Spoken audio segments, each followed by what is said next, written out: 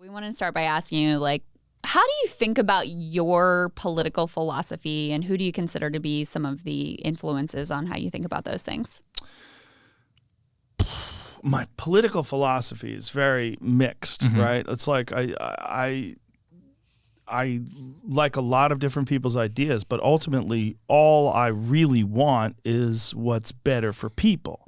You know, I don't really have a vested interest in business. I'm not looking to like protect assets or anything weird, and I want people to have freedom. So in all ways, you know, and I think that when I look at politics, I look at like these utopian concepts about like what's possible, and then I look at what we have going on right now, and I wonder. Joe, what are some of the formative political experiences of your life? Well, I mean, I remember the first time I really got interested in politics was when Ronald Reagan couldn't remember whether or not he sold arms to Iran. Iran-Contra. Yeah. Okay. I was like 21 years old, 21 years old. And I remember thinking like, what is happening? Because I always thought of presidents as, you know, you have a leader, and this leader is trying to do the best for the country, and we all respect the office of the president. And back then, that was really the case. Like back then, in the 1980s, there was way less inflammatory rhetoric.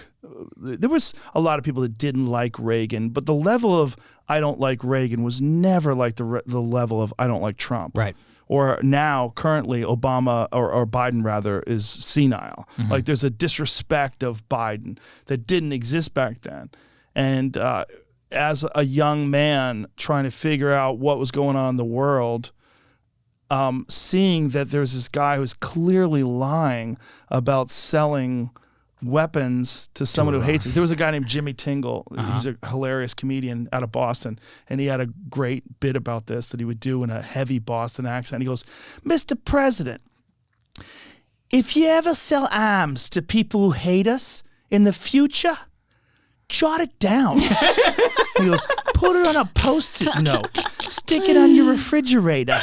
Like, do you know who Jimmy Tingle is? No, I didn't know who he was. A great political comedian. It was him and Barry Crimmins and Jimmy Credico. There was a few of these guys that were like really politically aware comics. Barry Crimmins in particular, who was really the head of the like if there was a godfather of Boston comedy, it was Barry Crimmins, because he was the most intelligent, he was the most well-read, the most politically aware, and he would be involved in a lot of like political demonstrations and all these different things, and he was kind of the guy who kept the Boston comedians honest. He kept them from being hacks, and he was just a very, very politically aware guy. Yeah. And Jimmy Tingle was aligned with him. He was one of those guys as well, who initially started out as just a regular comic and then became much more of a political comic, and then ultimately became a guy. I don't think he does really comedy shows as much as he does like one-man shows now.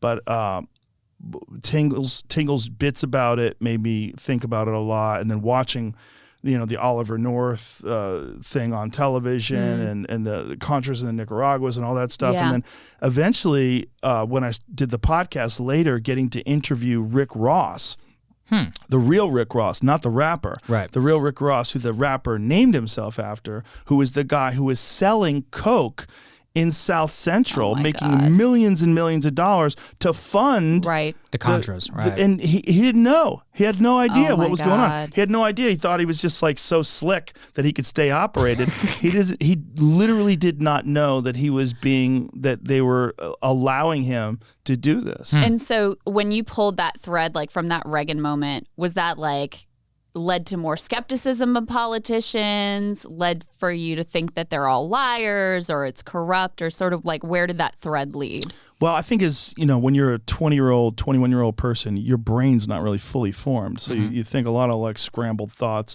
And I think I was too busy with my own life to spend too much time thinking about politics, but I was super aware that it's not what I thought it was. which was like one of the themes of my life. Like as I got older, more aware, like, oh, everybody pretends that this makes sense. This doesn't make any sense.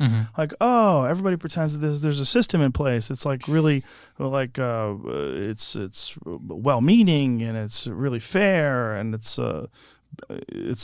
going to benefit everybody. It took a while to slowly unpeel the onion, you know, and that was probably one of the first things was seeing Reagan say that.